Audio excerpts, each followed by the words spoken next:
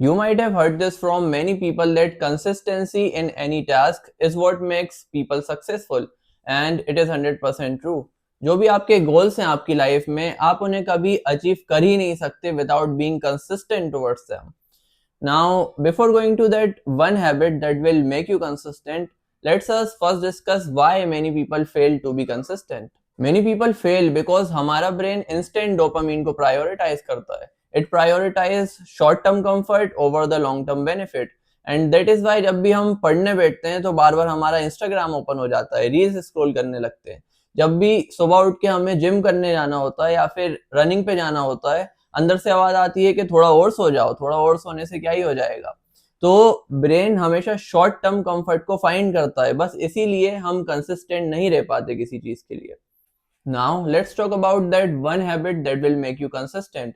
But उससे पहले आपको खुद से प्रॉमिस करना होगा कि इस हैबिट को आप हमेशा फॉलो करोगे और कभी भी इसको ब्रेक नहीं करोगे, तभी जाके आपको इस हैबिट का फायदा मिल पाएगा. तो वो हैबिट है never miss twice. Let me elaborate it. तो जो भी तुम काम करते हो टुवर्ड्स योर गोल्स, उसका एक प्रॉपर कैलेंडर और टाइम टेबल बनाओ. It could be a weekly time table और मंथली टाइम टेबल.